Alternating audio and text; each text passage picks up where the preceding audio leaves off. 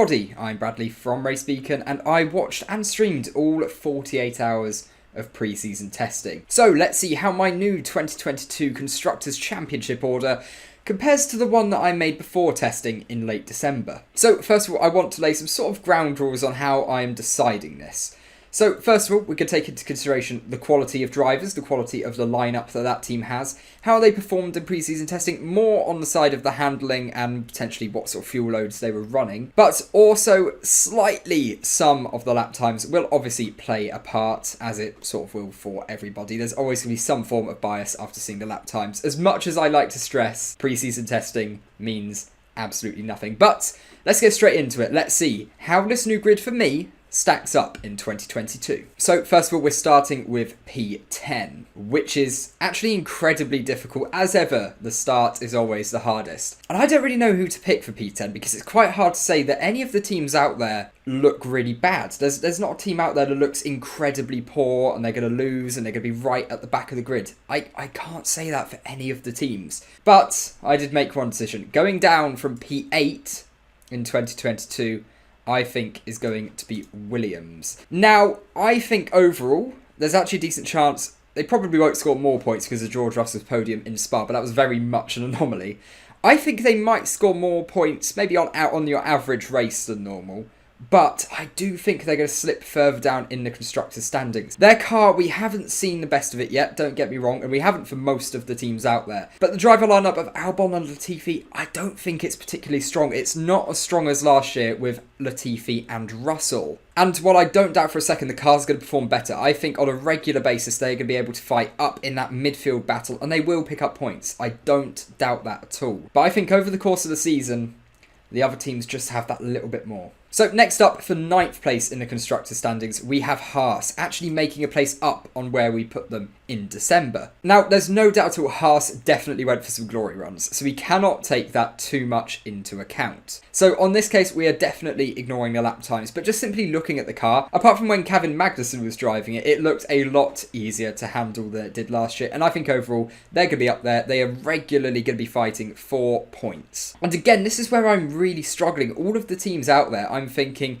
yeah, you know what, they're going to be, they're going to be fighting for 7th or 8th. But obviously, 14 drivers can't be competing for 7th and 8th. So it's a very different balancing act, and I do think it is going to change almost race by race. But for Haas, they've definitely got a stronger lineup now. Mick Schumacher coming into his 2nd year, he's always going to improve. Maybe, again, we could see more of that. Just Mick really getting to terms with a car in the 2nd year and really just take his performance up a level. He did that in F2, let's see if he can do it in F1. Now, thinking about Kevin Magnussen as well, yeah, he has had a year out of sport, we can't deny that, and yeah, it will take him a little bit to get right back up to speed with Formula 1. However, he has been in a series that still make him use very similar skills to what he has in F1. He's sitting in the same position and often racing on the same tracks. So I think K-Mag, it will take him a couple of races, but I do think he'll be right up there and potentially even beating Mick and could be Haas's strongest performer again. Now, I'm actually really struggling with P8. I think on balance, I'm going to have to have Alfa Romeo. So they have improved from where we put them in December all the way down in P9 up to P8. They actually showed some really decent performances actually in pre-season testing. The car looked pretty sweet to handle actually, and if anything, they could be higher than 8th. I think this may even be an underestimate. That car looked very, very solid. I think other teams have done better. That's why I've got them P8. But they've got Valtteri Bottas, a driver who will need to sort out his Mercedes struggles in the midfield. But hopefully a year in the midfield, he'll get him right back on that level that we saw when he was in the Williams. I think if the car pace is slightly better than P8 on the grid, I do want to say I am slightly lowering my expectations on Alfa Romeo simply because of the inexperience and sometimes the lack of pace from Guan Yu Zhou. We don't quite know what to expect from him yet. So I think I'm going to keep Alfa Romeo a safe P8, but they definitely have the potential to perform.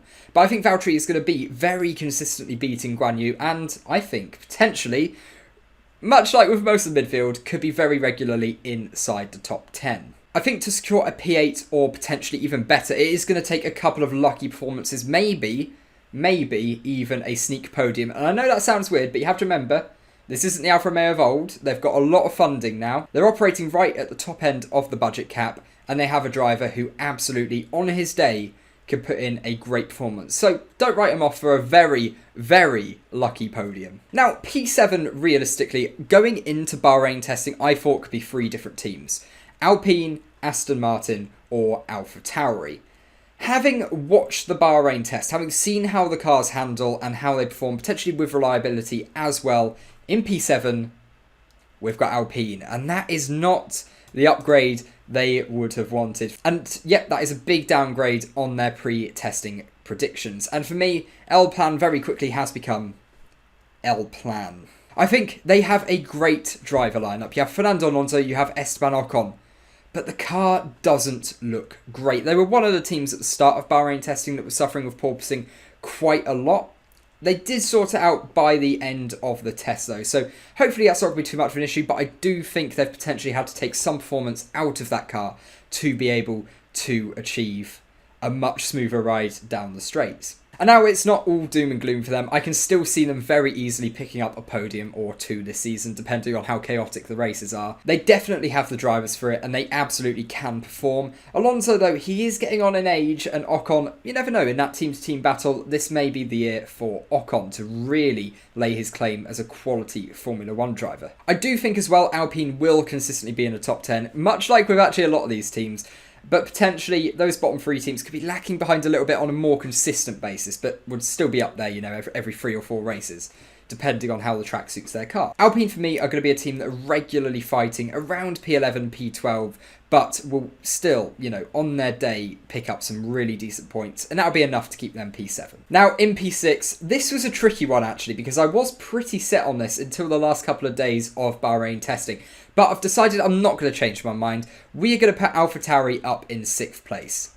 The car looks pretty neat and it looks pretty quick as well. Hopefully Yuki Tsunoda can step up. I think this P6 is very dependent on what Tsunoda's able to do and if Gasly really can improve on his race pace issues that he had last year. He needs to cut out some of the mistakes. For example, think Bahrain at the start of last year. He was in a really good position and then knocking off his front wing. If he could dial out those kinds of mistakes, Pierre Gasly, this could be a great year for him and potentially gain him in the Red Bull seat if he really can lay a marker down. But Yuki, well, Yuki is the big question. What is he going to be able to do this year? This is a very, very important year for Yuki Tsunoda. It's going to be the year where it decides whether or not he is going to be a mainstay in Formula 1 for the next decade, or whether he'll be gone as quickly as he arrived. For me, he definitely has the potential. He showed it in F2. He just really needs to step up to another level, and if he can, P6 is 100% on the cards for AlphaTauri. Now, this is where it gets interesting. The top 5. Obviously, you can tell which teams are going to be included in that top 5.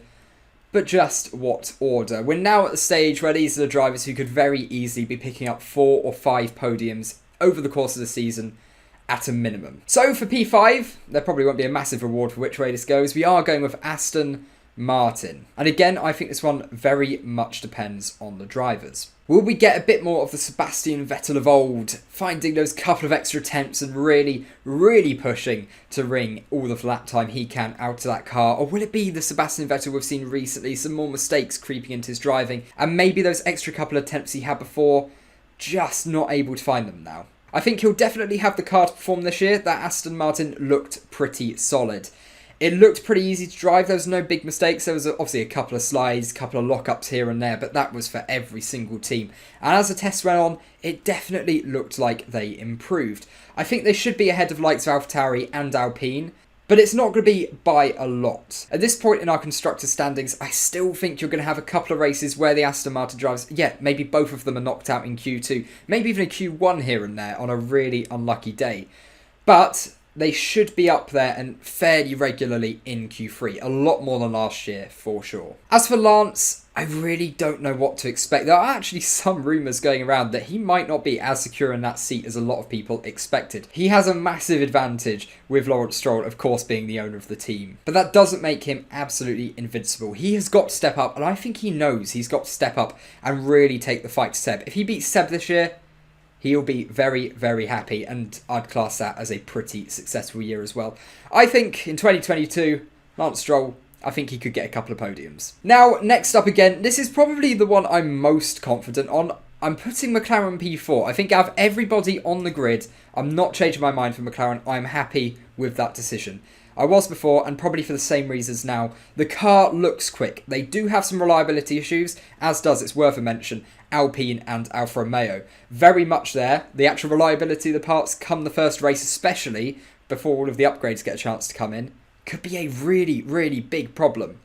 But at the start of the year, I see McLaren being a pretty comfortable P4. I think they'll be closer to the top 3 than in previous years. Of course, Ferrari, I think, are joining that top 3 now very much. But I'm not sure they're going to quite be able to make their way into that top 3. Just quite yet. Give it a couple more years potentially, but not yet. With Lando Norris, are we going to see another new level to him? For the last few years, he's absolutely rocketed. His points per season going up year after year after year since he joined the sport. Whether or not he'll be able to continue that trend, we don't know. I think potentially. I think there's a good chance that they're going to pick up some more podiums at McLaren this year, especially than last year. There was, the only team to score a 1-2 last year. Incredibly, incredibly impressive. But I think this year will be even better. I don't think they'll get a 1-2. But they definitely have the opportunity, assuming they can sort out their reliability issues. As with Daniel Ricciardo, it's a really tricky one. He struggled the most last season through the slow speed corners. So, the big question will be, with these new cars handling so much differently in the slow speed corners, will this benefit him? Or will it compound that issue and make it even worse, giving Lando an even bigger advantage? For McLaren fans, let's hope Daniel really can step up. And I think Daniel is potentially he's joining a fairly small group, but one of the drivers under the most pressure in the first 6 or 7 races this season before we get to silly season starting. Because there are options for McLaren. There's a lot of drivers who may be a little bit frustrated at the teams they're at, and you never know, they could see McLaren as a great move. There's a lot of funds there. And maybe with the right paycheck, McLaren could get a different driver quite happily. So, of course, for Daniel, this is a very, very important start to the season.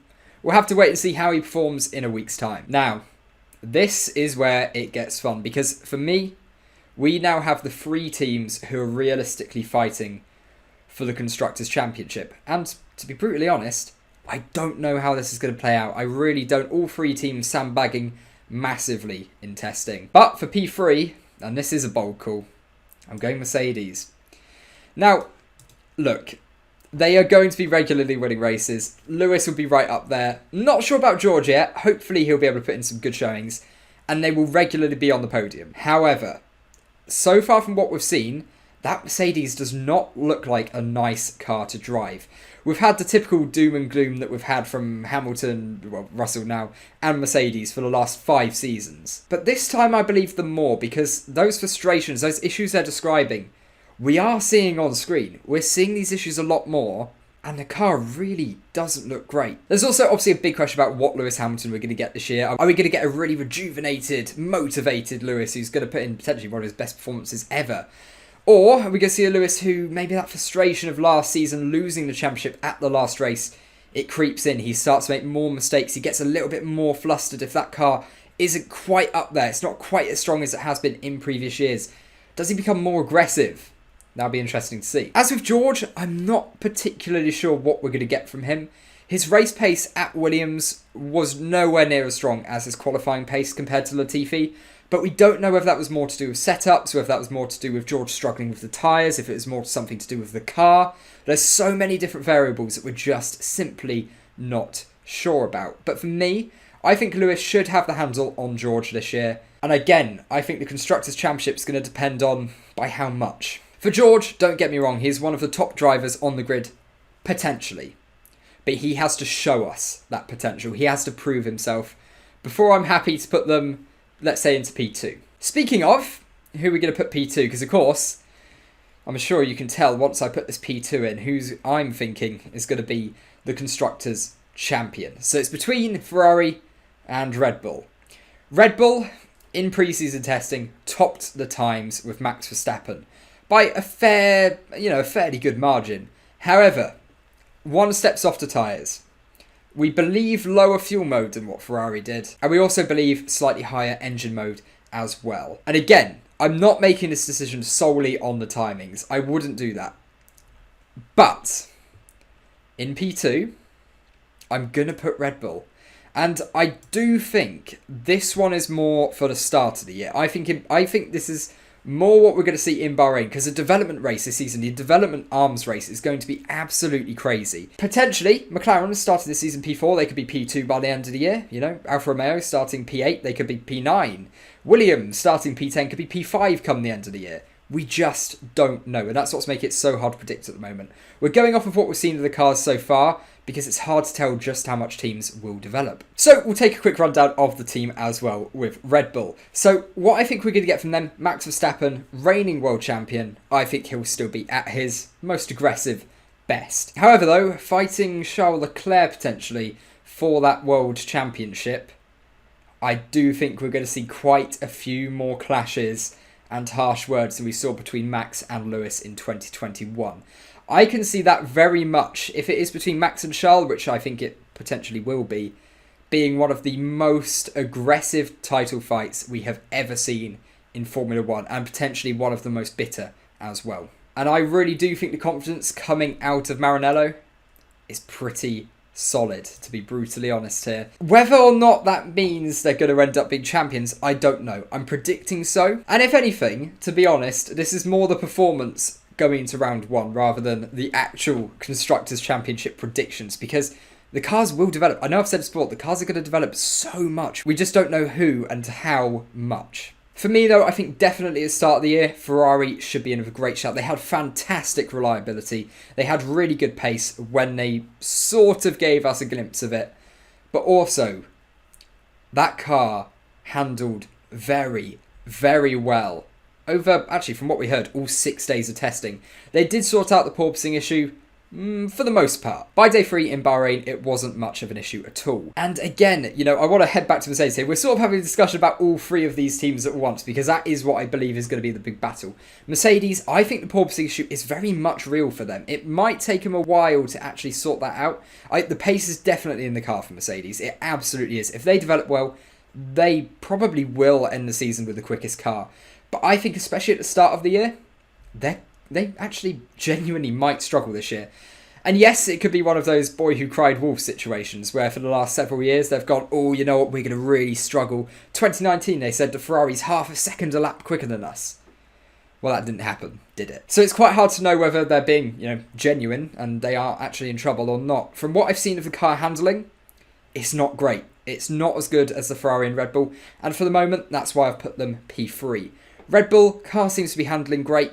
But to be honest, over the course of the year, I think Perez might let them down there. Carlos Sainz, for me, is a stronger teammate relative to his teammates than Perez is relative to Max. And I think over the course of a year, Carlos is probably going to net more points than Checo if they've got fairly similar cars. As for Charles, that's probably my biggest risk here. I'm assuming that he's been able to sort out some of the real small mistakes that have had massive consequences, think Bahrain qualifying.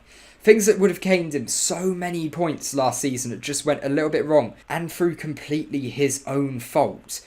If he's able to cut those out, he's definitely in the top 5 drivers on the grid. There is no doubt about that at all. The raw pace he had in Junior Series and that he's even shown at times in Formula 1 has been absolutely immense. Don't count him out. For me, that's where the money is for the win in Bahrain. Full disclosure, if you bet on Charles Leclerc to win and lose, I'm not responsible. But there we go. What do you guys make of my standings? Let me know in the comments below. At very least, your top 3. I'd like to see all 10, but that's a lot of typing. At least let me know your top 3 in the Constructors standings.